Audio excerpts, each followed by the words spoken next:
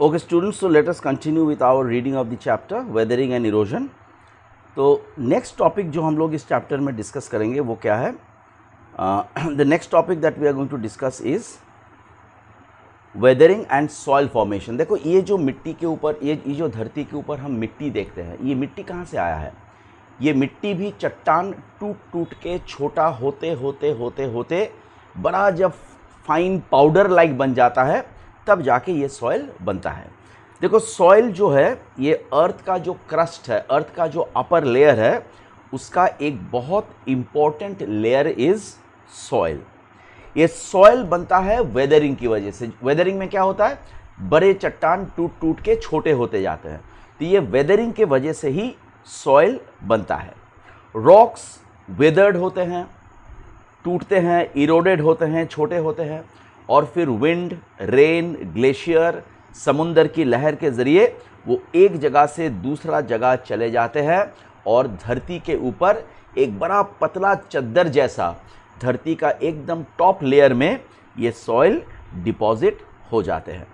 देखो ये सॉइल यानी कि मिट्टी का जो फॉर्मेशन का प्रोसेस है, ये प्रोसेस एक बहुत ही ज़्यादा स्लो प्रोसेस है और रॉक्स का फिज़िकल, केमिकल, बायोलॉजिकल, ये तीनों तरह का वेदरिंग की वजह से सॉइल बनता है.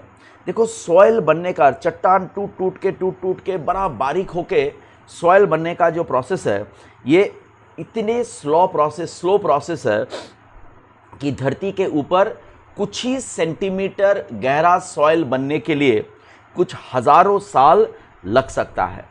तो देखो सॉइल एक रिन्यूएबल रिसोर्स है. अर्थात सॉइल रिन्यूएबल रिसोर्स मतलब सॉइल ऐसा नहीं है कि जितना सॉइल धरती में है बस उतना ही है, वो ख़त्म हो जाएगा तो और सॉइल नहीं मिलेगा. सॉइल, चट्टान टूटता भी रहेगा, सॉइल बनता भी रहेगा, लेकिन ये बनने वाला प्रक्रिया जो है वो इतना स्लो है कि अगर हम बहुत जल्दी हमारी मिट्टी को बर्बाद कर देंगे, उतनी जल्दी सॉइल बन नहीं पाएगा.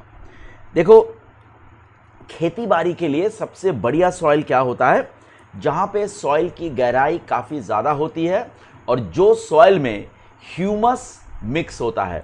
ह्यूमस की मतलब होता है जो पेड़ पौधे के सूखे डाली, पत्ते वगैरह या मरे हुए जानवर की जो वगैरह जब वो डिकम्पोज होके सॉइल के साथ मिक्स हो जाता है, दैट इज़ कॉल्ड ह्यूमस. तो जो सॉइल में ह्यूमस ज़्यादा होता है, खेती बाड़ी के लिए सॉइल उतना ही उपजाऊ होती है. अब देखो हमारे सामने सॉइल का इरोजन मतलब धरती के एकदम अपर लेयर में जो टॉप सॉइल है, जो सॉइल का सबसे ज़्यादा उपजाऊ हिस्सा है, उस सॉइल का जो बर्बाद हो जाना, that is called soil erosion. तो इंसान जो प्रॉब्लम्स को फेस कर रहे हैं उसमें एक बहुत बड़ा प्रॉब्लम है सॉइल इरोजन. देखो रनिंग वाटर, बहता हुआ पानी, हवा, बर्फ़, ये क्या करता है? टॉप सॉइल का जो टॉप लेयर है उसको एक जगह से दूसरा जगह लेकर जाता है. देखो ये जो टॉप सॉइल है, सॉइल का जो टॉप सॉइल है, सॉइल का जो अपर मोस्ट लेयर है, इसी लेयर में सबसे ज़्यादा ऑर्गेनिक सब्सटेंसेस, सबसे ज़्यादा जो न्यूट्रिएंट्स है, पोटाशियम, कैल्शियम, आयरन, मतलब जो सारे चीज़, फॉस्फेट, नाइट्रोजन, जो सारे चीज़ सॉइल को सबसे उपजाऊ बनाता है, वो ज़्यादा से ज़्यादा क्वांटिटी में टॉप सॉइल में ही रहता है. इसीलिए जहाँ पे, जिस जगहों पे टॉप सॉइल की गहराई ज़्यादा है, वहाँ पर ज़्यादा पेड़ पौधा उग सकता है, वहाँ पर खेती बाड़ी ज़्यादा अच्छा हो सकता है. इसीलिए इट इज़ आवर ड्यूटी, हमें हर कुछ वो चीज़ पॉसिबल जो है वो करना चाहिए हमारे टॉप सॉइल को प्रिजर्व करने के लिए. तो सॉइल का रक्षा करना, सॉइल को, टॉप सॉइल को एक जगह से दूसरा जगह टॉप सॉइल बह के न चला जाए, ये जो हम कोशिश करते हैं, इसको कहते हैं सॉइल कंजर्वेशन. सॉइल का इरोजन न हो, टॉप सॉइल एक जगह से धुल के दूसरा जगह न चला जाए, इरोजन न हो, ठीक है, ताकि सॉइल का क्वालिटी खराब ना हो जाए, सॉइल का जो फर्टिलिटी मतलब सॉइल कितना उपजाऊ है वो हम बरकरार रख पाए, सॉइल से हम ज़्यादा से ज़्यादा सॉइल में पेड़ पौधा उगा पाए, ज़्यादा से ज़्यादा खेती बाड़ी कर पाए, सॉइल का क्वालिटी को मेंटेन करने को हम कहते हैं soil conservation. And nowadays soil conservation is very very important for us. देखो, now we are going to come to the next topic. The next topic is soil profile. What is soil profile? देखो, soil profile means soil का जो uppermost part है, वो uppermost part में, soil का uppermost part में सारे सबसे ज़्यादा मिनरल्स, सबसे ज़्यादा मॉइस्चर, सबसे ज़्यादा क्ले, मिट्टी, बालू, ये सारे जो है ये सॉइल का अपरमोस्ट पार्ट में मिला हुआ है। साथ ही साथ पेड़ पौधों का सूखा डाली, पत्ते, मरे हुए जानवर जिसको ह्यूमस कहते हैं, ये सारा कुछ हम लोग सॉइल का अपर लेयर में ही पाते हैं। सो देयरफॉर जो टॉप सॉइल है, ये सारे चीज़ों का प्रेजेंस के वजह से, क्योंकि ये सारे चीज़ टॉप सॉइल में प्रेजेंट है, so the top soil is the most fertile part of the soil. Top soil पेड़ पौधों को उगाने के लिए सबसे ज़्यादा उपजाऊ होता है। देखो, टॉप सॉइल के नीचे वाला जो हिस्सा आता है उसको कहा जाता है सब सॉइल। देखो, तो ये हो गया टॉप सॉइल। टॉप सॉइल में मिट्टी जो है वो बड़ा बारीक होता है, बड़ा फाइन होता है, पाउडर लाइक होता है। लेकिन उसके नीचे जो सब सॉइल होता है, ठीक है, ये टॉप सॉइल बड़ा ह्यूमस में रिच होता है। टॉप सॉइल का बिल्कुल नीचे वाला जो पार्ट है, इस पार्ट में मिनरल रिसोर्सेस काफ़ी ज़्यादा, iron, potassium, nitrogen, zinc, phosphate, इस तरह का जो मिनरल रिसोर्सेज है वो टॉप सॉइल के बिल्कुल नीचे वाले पार्ट में होता है। अब ये दो जो पार्ट होता है, ये खेती बाड़ी के लिए बड़ा वाइटल होता है। इसके नीचे का जो पार्ट आता है, दिस पार्ट इज कॉल्ड सब सॉइल। सब सॉइल में छोटे छोटे चट्टान के टुकड़े मिलते हैं। सब सॉइल मतलब उस सॉइल का टॉप सॉइल में चेंज होना अभी भी बाकी है। तो सब सॉइल में थोड़ा बहुत बड़े बड़े चट्टान के टुकड़े मिलता है। उसका जो नेक्स्ट लेयर है, इसको बोलते हैं बेड रॉक। ये बेड रॉक जो है, ये बेड रॉक मतलब वो चट्टान, बेड रॉक का जो लेयर है, उस बेड रॉक का लेयर में हम उस चट्टान को पाते हैं जो चट्टान टूट के ऊपर के दो लेयर का सॉइल बना है।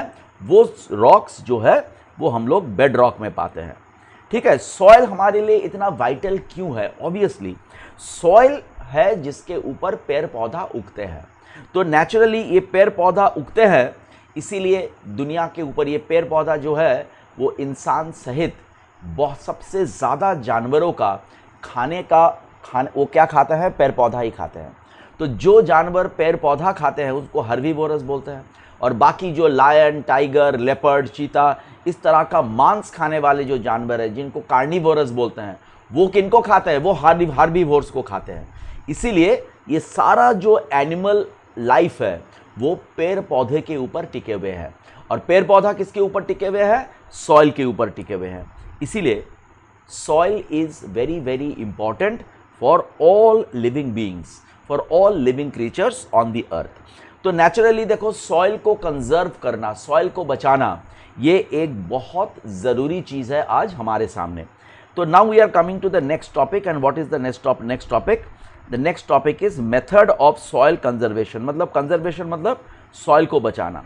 तो सॉइल को हम कैसे बचा सकते हैं? How can we conserve soil? देखो, सॉइल कंजर्वेशन जो है,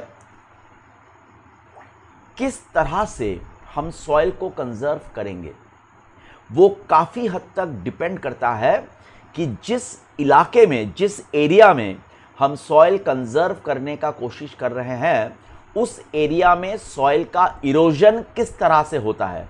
What kind of soil erosion takes place at a place that determines the method that we will use to conserve soil at that place। तो नीचे एक table दिया हुआ है जिसके ऊपर इस विषय के ऊपर ज़्यादा अच्छी तरह से इस विषय के ऊपर डिस्कस किया गया है। देखो, सॉइल इरोजन कौन करता है? हवा की वजह से टॉप सॉइल उड़ के चला जाता है। नदी सॉइल को धुलकर एक जगह से दूसरा जगह ले जाता है। बहता बारिश के वजह से जो बहता हुआ पानी है वो पानी टॉप सॉइल को धुलकर एक जगह से दूसरा जगह ले जाते हैं। समुद्र की तटवर्ती इलाके में जो लहर है, लहरों की वजह से सॉइल धुल जाता है। ठीक है, तो सॉइल इरोजन क्यों होता है? जब देखो हम खेती बाड़ी करते हैं और खेती बाड़ी के दौरान हम सही प्रोसेस में सही टेक्निक लगाकर हम खेती बाड़ी नहीं करते हैं, बिना सोच समझकर जब हम ढेर सारे पेड़ पौधे काट देते हैं, जिसको डिफॉरेस्टेशन कहा जाता है।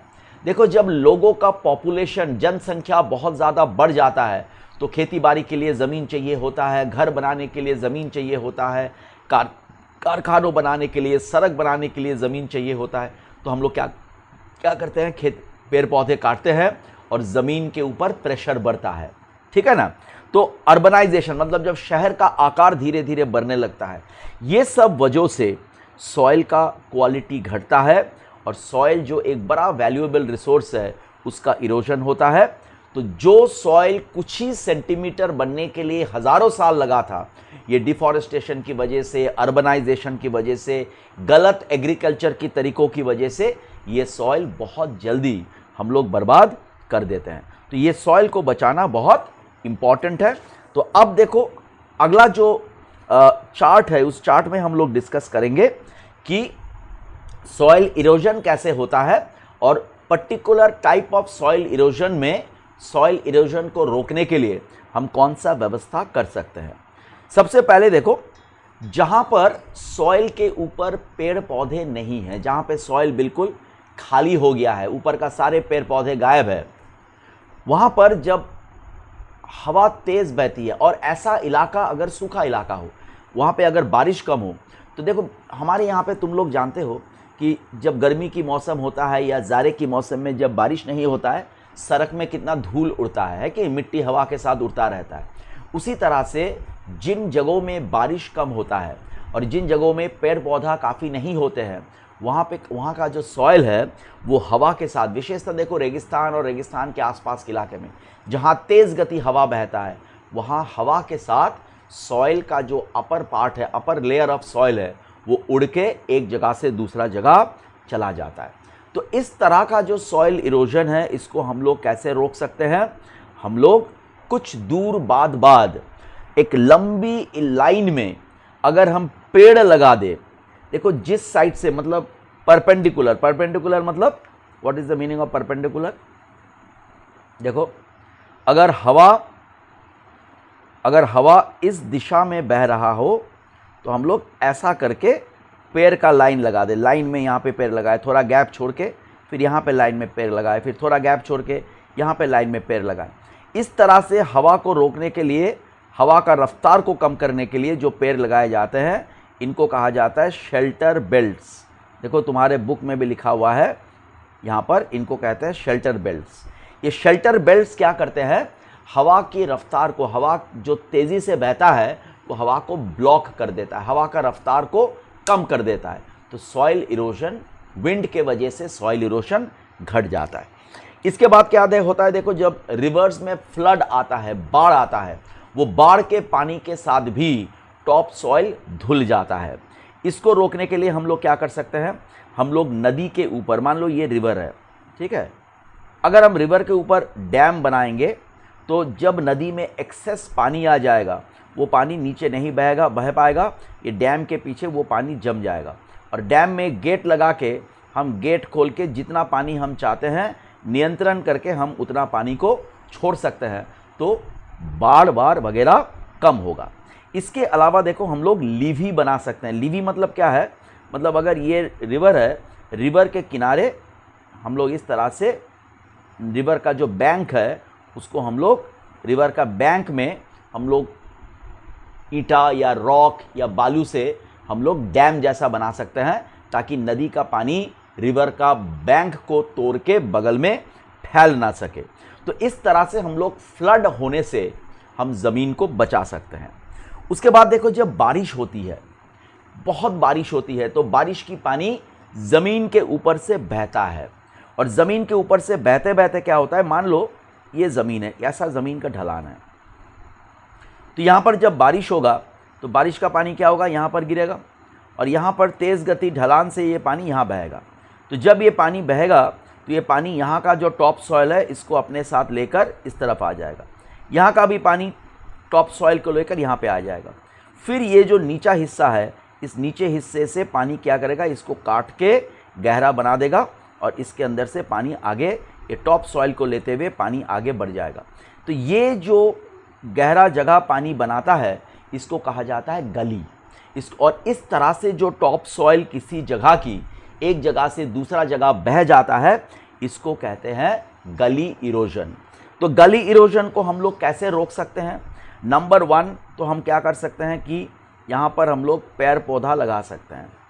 पेड़ पौधा लगाने से क्या होता है, पेड़ पौधे की जो जड़ है, जो रूट्स है, वो सॉइल को पकड़ के रखते हैं।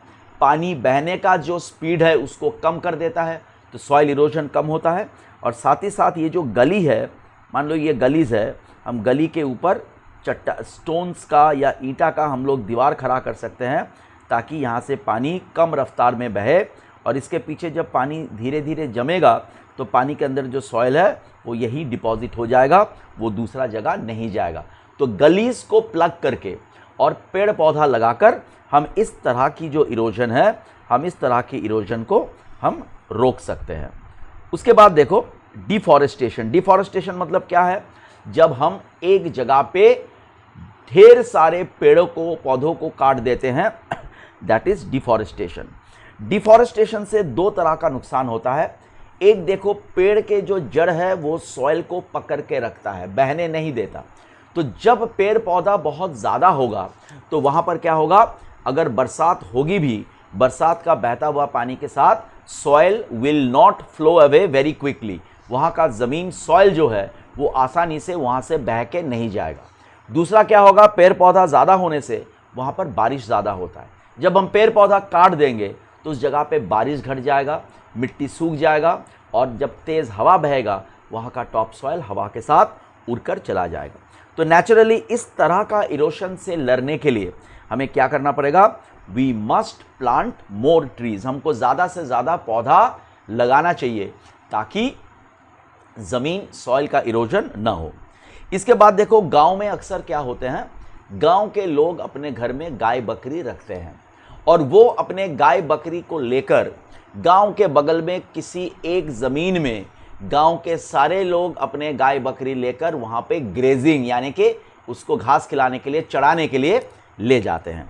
एक ही ज़मीन पर जब लगातार गांव के लोग गाय बकरी को चराने के लिए ले जाते हैं, ग्रेजिंग करवाने के लिए ले जाते हैं, तो ये गाय बकरी सारे पेड़ पौधों को चबा चबा कर घास फूस सहित सब कुछ खत्म कर देता है। तो तब वो ज़मीन खाली हो जाता है, उसके ऊपर कोई पेड़ पौधा नहीं रहता। तो जब उसके ऊपर और पेड़ पौधा नहीं रहता तो रनिंग वाटर, विंड, इस सब का असर उस ज़मीन पे ज़्यादा होता है और वहाँ से क्या होता है, इरोजन उस ज़मीन के ऊपर बहुत ज़्यादा हो जाता है। तो इसको कंट्रोल करने के लिए, इस तरह की इरोजन को कंट्रोल करने के लिए हमें क्या करना पड़ेगा? We can do one thing. वो क्या? हम कुछ महीने तक एक ज़मीन पर हम अपने गाय बकरी को चराने, ग्रेजिंग कराने ले जाए। उसके बाद हम अपने गाय बकरी को एक दूसरे ज़मीन पर कुछ महीनों तक ले जाए। जब तक वो दूसरे ज़मीन पर हमारे गाय बकरी ग्रेजिंग कर रहा है, पहले वाले ज़मीन में दोबारा घास फूस, पेड़ पौधा उग जाएगा। फिर हम 2-4 महीना वहाँ पे ग्रेजिंग करा के फिर हम पहले वाली ज़मीन में आ जाएंगे। तो इस तरह से रोटेट करके, जब 2-3 ज़मीन में रोटेट करके हम अपने गाय बकरियों को ग्रेजिंग कराएंगे, तो इस तरह का जो ओवर ग्रेजिंग का प्रॉब्लम है, ओवर ग्रेजिंग की वजह से जो इस तरह का सॉइल इरोजन होता है, ये मुसीबत नहीं आएगा। इसके बाद देखो, अगर किसी ज़मीन में किसान एक ही साल में बहुत ज़्यादा बार खेती बाड़ी करता है तो वो ज़मीन कम उपजाऊ हो जाता है और उसमें फसल, पेड़ पौधा उगना बंद हो जाता है, क्योंकि फिर उसका जो फर्टिलिटी है वो ख़त्म हो जाता है। इसीलिए किसान को चाहिए कि एक बार फसल काटने के बाद कुछ दिनों तक उस खेत में फसल ना बोकर उस खेत को छोड़ देना चाहिए। कम से कम 1 महीना, 1.5 महीना के लिए वो खेत को छोड़ देना चाहिए, ताकि वहाँ के ज़मीन दोबारा, उसका जो फर्टिलिटी है वो दोबारा वो फर्टाइल हो जाए। फिर वो, लेकिन लगातार अगर हम खेती करते रहेंगे एक ही ज़मीन पे, तो कुछ साल बाद वो ज़मीन और उपजाऊ नहीं रहेगा, किसान को वो ज़मीन छोड़ देना पड़ेगा और वहाँ पे जो पेड़ पौधा भी नहीं उगेगा और वो ज़मीन का इरोजन हो जाएगा। उसके बाद देखो, हर जैसे हम इंसान जो है, हम सब अपने अपने पसंद के अलग अलग खाना हम लोग खाते हैं, उसी तरह से पेड़ पौधे जो है, जो क्रॉप्स हम लोग ग्रो करते हैं, अलग अलग तरह का क्रॉप्स ज़मीन से अलग अलग तरह की मिनरल्स ज़्यादा लेता है। जैसे अगर हम आलू की बात करें, आलू नाइट्रोजन ज़्यादा लेता है। अगर हम चावल की बात करें तो वो पोटाशियम ज़्यादा लेता है। तो अगर हम एक ज़मीन पर एक ही तरह का क्रॉप सालों पे साल हम ग्रो करते जाएंगे तो फिर क्या होगा, वहाँ का एक या दो मिनरल जो वो क्रॉप ज़्यादा लेता है, वो मिनरल धीरे धीरे वो ज़मीन से ख़त्म हो जाएगा और फिर वहाँ पे क्रॉप्स उगना बंद हो जाएगा और वो ज़मीन बंजर पड़ा रहेगा और वहाँ पे सॉइल इरोशन होगा। इसीलिए किसान को क्या करना चाहिए, बारी बारी में घुमा के उनको, इसको कहते हैं क्रॉप रोटेशन। क्रॉप रोटेशन में क्या होता है, मान लो अगर विंटर में हम आलू का कल्टीवेशन करें, आलू क्या करता है, नाइट्रोजन ज़्यादा लेता है। अब आलू जब हम लोग काट लेंगे फिर हम लोग राइस का कल्टीवेशन करेंगे, क्योंकि राइस नाइट्रोजन ज़्यादा नहीं लेता है, राइस पोटाशियम लेता है। तो जब तक राइस का सीजन खत्म होगा और फिर आलू का सीजन आएगा, ज़मीन में काफ़ी हद तक नाइट्रोजन दोबारा जम जाएगा। अच्छा, अब देखो पहाड़ में अक्सर हम लोग क्या करते हैं, जब आयरन और कोयला इत्यादि मिट्टी से हम निकालते हैं, हम ब्लास्टिंग करके, डायनामाइट ब्लास्ट करके, चट्टान को तोड़ तोड़ के हम वहाँ से माइनिंग करते हैं। तो जब इस तरह से बहुत ज़्यादा ब्लास्टिंग करके हम माइनिंग करते रहते हैं तो उससे सॉइल इरोशन ज़्यादा होता है।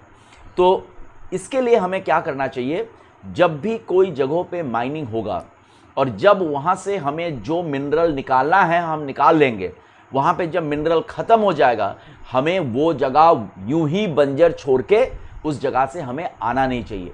जो लोग वहाँ पे माइनिंग किया है उनको क्या करना चाहिए, उस जगह पर पेड़ पौधा उगाकर, ताकि वो जगह पेड़ पौधे से खाली न रहे, पेड़ पौधा दोबारा लगाकर उस जगह से निकलना चाहिए।